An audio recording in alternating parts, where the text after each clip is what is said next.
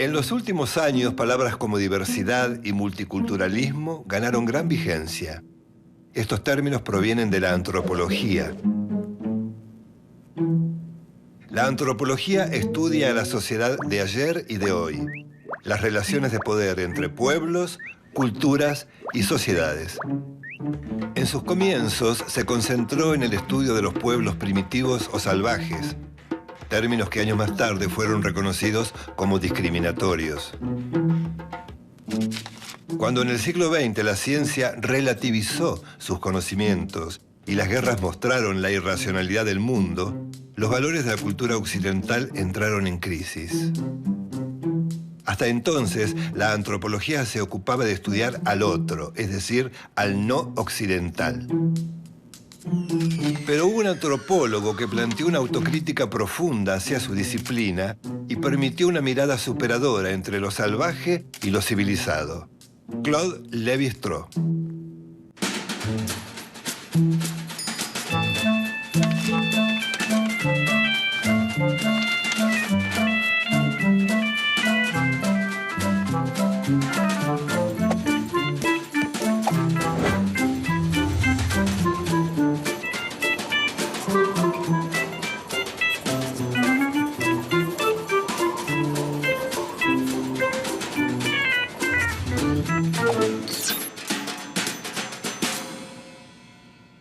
Lévi-Strauss fue quien acuñó conceptos como diversidad cultural, que refiere a la convivencia entre distintas culturas, y multiculturalidad, que parte del reconocimiento del derecho a ser diferente y del respeto entre los diversos colectivos culturales. Sus estudios sobre los mitos, sobre los sistemas de parentesco y sobre el tabú del incesto establecieron una continuidad entre lo primitivo y lo civilizado. Lévi-Strauss cree que el individuo se relaciona con su entorno a partir del pensamiento, no por instinto o por necesidad de preservación. Por lo tanto, es imposible separar la naturaleza de la idea de cultura, como hacía el pensamiento clásico. Para él todo es cultura. Claude Lévi-Strauss nació en Bruselas en 1908. Estudió filosofía y se dedicó a la docencia en Francia. En 1934 viajó a la Universidad de Sao Paulo, en Brasil, donde estudió a los indígenas del Mato Grosso. Ese primer contacto lo llevó a abordar sus estudios sobre las costumbres de las tribus Bororo y Cadubeo. Luego fue profesor visitante en la Escuela de Estudios Sociales de Nueva York y director asociado del Museo del Hombre en París. Por esos años publicó sus primeros libros. Desde un comienzo prefirió llamar ágrafos, es decir, sin escritura, a los llamados pueblos primitivos. Entre muchos fenómenos, estudió el totemismo. El tótem es una figura simbólica de forma animal o vegetal que representa el vínculo que une a los integrantes de una comunidad. La tradición científica asociaba el totemismo al fetichismo o a las supersticiones. Por el contrario, para Lévi-Strauss, el totemismo consiste en asociar en forma simbólica un grupo social con un tipo de animal en particular. Esta asociación es simbólica, no real. No se sienten osos, sino que admiran algunos de sus atributos. Era una forma muy elemental de organizar la experiencia. Algunos animales son cazadores, otros son colaboradores. Por eso el totemismo es un fenómeno intelectual. Los pueblos primitivos crearon relatos para entender fenómenos naturales que no podían comprender en forma racional. Estos relatos son los mitos. Los mitos son relatos transmitidos por vía oral, anónimos, y su origen se pierde en el tiempo. A pesar de su aparente incoherencia, llaman la atención por su inventiva y su imaginación desenfrenada. Nacen de la necesidad del hombre de crear instrumentos para procesar problemas lógicos, de inventar una estructura de imágenes que confiera sentido al resto del mundo. Reescribir de acuerdo a los contenidos. Así poder explicar fenómenos como, por ejemplo, la maternidad. Los mitos sirven para remediar ciertas contradicciones que una cultura no puede resolver. son una lente de aumento sobre cómo pensaron los hombres en su evolución. Lévi-Strauss dice que esas estructuras mentales que conforman una cultura no son patrimonio de la civilización, sino del hombre. La mente transforma la experiencia concreta en ideas abstractas. Estas ideas abstractas son las estructuras.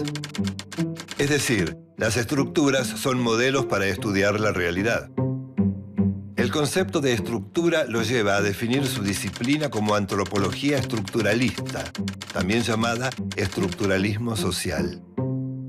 Lévi-Strauss dice que las estructuras no son manifestaciones concretas de la realidad, sino que son modelos mentales de la realidad. Por ejemplo, una maqueta, que es un modelo, permite visualizar el puente que se desea construir. El hombre primitivo apela a los elementos de su experiencia para construir esos sistemas simbólicos como si fueran maquetas. Las estructuras también le sirven a Lévi-Strauss para estudiar las uniones matrimoniales de los pueblos primitivos. En una sociedad determinada surge la necesidad de que los hombres intercambien sus mujeres con otras sociedades. Este intercambio busca hermanar distintos clanes para asegurar la supervivencia, en términos de evitar enfrentamientos. Para Lévi-Strauss, el surgimiento del lenguaje o pensamiento simbólico puso en marcha el sistema de reciprocidad que posibilita el intercambio de bienes, objetos y mujeres. Con el intercambio de mujeres, el parentesco se da a través de la alianza entre dos familias por medio del matrimonio. De esta manera se rompe el vínculo de antepasado común que se daba en los grupos cerrados. Esta alianza constituye un fenómeno cultural. Cada hombre puede acceder a muchas mujeres, pero no puede acceder a todas las mujeres. Esta prohibición promueve el intercambio y produce un fluir de mujeres. Este fluir se produce para evitar el tabú del incesto. Se llama tabú del incesto a la prohibición a unirse sexualmente entre padres e hijos y de hermanos entre sí. El pensamiento clásico justificaba esa prohibición en un hecho biológico. Durkheim, el creador de la sociología, vinculó la prohibición del incesto con una censura religiosa. Otros pensadores adjudicaron esa prohibición a la incapacidad del ser humano de excitarse con un pariente. Lévi-Strauss dice que no se trata de una imposición natural, sino cultural. El incesto impone reglas, hábitos y mandatos que no dependen de la naturaleza. Por lo tanto, se transforma en cultura. La función primordial del tabú del incesto es obligar a que los individuos se casen con miembros de otros grupos.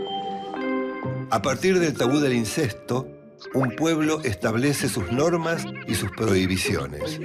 Ese nuevo orden es la cultura. De esta manera concluye que la forma de pensar del hombre primitivo y del hombre moderno son similares. Diferentes grupos indígenas clasifican plantas y frutos en función de colores, olores y sabores. El pensamiento sirve para oponer, clasificar, separar, jerarquizar y unir los elementos del mundo. La particularidad del pensamiento salvaje es que parte de la observación de lo concreto. El águila vuela, el gorrión vuela, la golondrina vuela. Así se llega a la abstracción. Hay animales que vuelan. Lévi-Strauss dice que el pensamiento salvaje, que él llama mágico, y el pensamiento científico son formas diferentes de abordar el conocimiento. El pensamiento mítico-mágico es un sistema lógico que permite clasificar, entender y catalogar el mundo conocido y producir nuevos conocimientos. A través de estos sistemas clasificatorios, el mundo se inscribe como un conjunto reconocible y manejable. Uno de los aportes más significativos de Lévi-Strauss es la idea de cultura que permite pensar al hombre primitivo como un hombre culto. Es decir, un hombre que piensa y razona para vivir en el mundo es un hombre culto. Estudiar a los pueblos primitivos permite estudiar la naturaleza de las sociedades. Sus pensamientos están reunidos en varios libros. el pensamiento salvaje y el totemismo en la actualidad, entre otros. Su serie Mitológicas, que comprende lo crudo y lo cocido, de la miel a las cenizas, el origen de las maneras en la mesa y el hombre desnudo. Lévi-Strauss se convirtió en un referente intelectual indispensable a la hora de pensar las relaciones entre el hombre y la sociedad, la naturaleza y la cultura. Falleció el 30 de octubre de 2009 en París, Francia, a los 101 años. Ya había sido reconocido como una de las mentes más lúcidas del siglo. Pudo unir de forma natural las tres dimensiones del conocimiento: los afectos, la relación material con el mundo y las operaciones intelectuales. Su legado intelectual y moral fundamentó una ética de la tolerancia.